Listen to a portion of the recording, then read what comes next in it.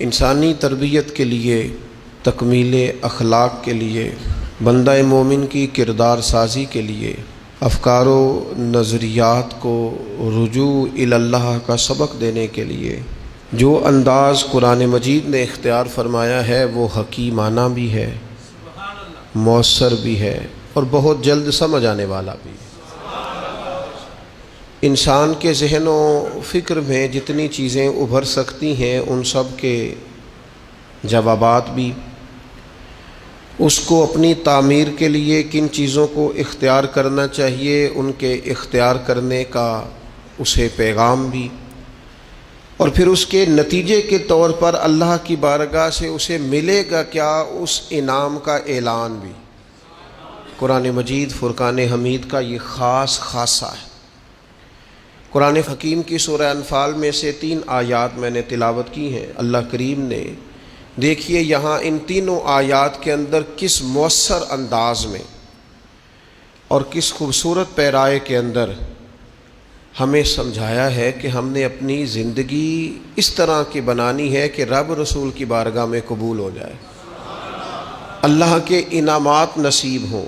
ارشاد فرمایا یا ایھا الذین آمنوا لا تخونوا اللہ والرسول، اے ایمان والو اللہ اور اس کے رسول سے خیانت نہ کرو، رب رسول سے خیانت نہ کرنا۔ وَتَخُونُوا أَمَانَاتِكُمْ وَأَنْتُمْ تَعْلَمُونَ، اور آپس میں بھی ایک دوسرے کے ساتھ خیانت نہ کرنا حالانکہ تم جانتے ہو۔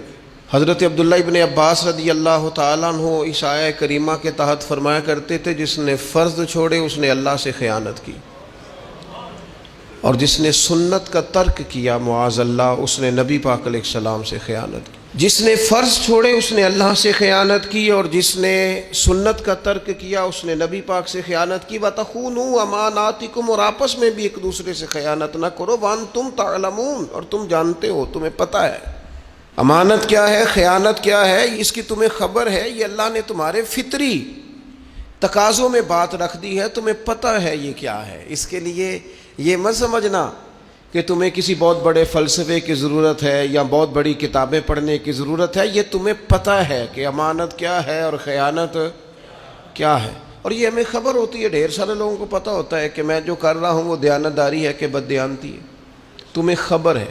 پھر ساتھ ہی آگے فرمایا بددیانتی بندہ کیوں کرتا ہے، کون سی چیزیں سبب بنتی ہیں بددیانتی کا، فرمایا وَاعْلَمُوا أَنَّمَا أَمْوَالُكُمْ وَأَوْلَادُكُمْ فِتْنَةٌ، فرمایا خوب جان لو کہ تمہارے مال اور تمہاری اولاد فتنہ ہے، یہ تمہارے لیے آزمائش ہے۔ مال کی محبت میں بددیانتی کرتے ہو، اولاد کے لیے جمع کرنے کے لیے بددیانتی کرتے ہو تو فتنہ ہے، ان کو دیکھ کر بددیانتی کر رہے ہو۔ دیکھیے پہلے کہا بددیانتی نہ کرو، خیانت نہ کرو، اور ساتھ ہی جو چیزیں اس کا سبب بنتی ہیں، جو اس کی وجہ بنتی ہیں، ساتھ ہی ان کا ذکر فرما دیا۔ فرمایا مال اور اولاد اچھی طرح سمجھ لو یہ فتنہ ہے، یہ آزمائش ہے۔ تو مالک اگر یہ آزمائش ہے تو پھر ہمارے لیے کیا ہے؟ فرمایا وَأَنَّ اللَّهَ عِنْدَهُ أَجْرٌ عَظِيمٌ، بے شک اللہ تعالیٰ کے پاس تمہارے لیے اجر عظیم ہے۔ تم دیانتداروں جیسی زندگی گزارو، متقین جیسی زندگی گزارو، امانت دار بنو، اللہ کے پاس تمہارے لیے اجر عظیم ہے۔ اور پھر آگے ارشاد فرمایا یا ایھا الذین آمنوا ان تتقوا اللہ یجعل لکم فرقان، اے ایمان والو اگر تم اللہ تعالیٰ سے ڈرتے رہو گے تو وہ تمہارے اندر حق اور باطل میں تمیز کرنے کی قوت پیدا کر دے گا، وہ تمہیں نور بصیرت عطا کر دے گا۔ اللہ سے اگر ڈرو گے تو پھر اللہ تبارک و تعالیٰ تمہیں وہ نور دے گا جس سے تم حق اور باطل میں تمیز کر سکو گے، یعنی تمہارے فیصلے ٹھیک ہونے لگ جائیں گے، تمہیں قوت فیصلہ نصیب ہوگی، اور مالک اتنا ہی ملے گا۔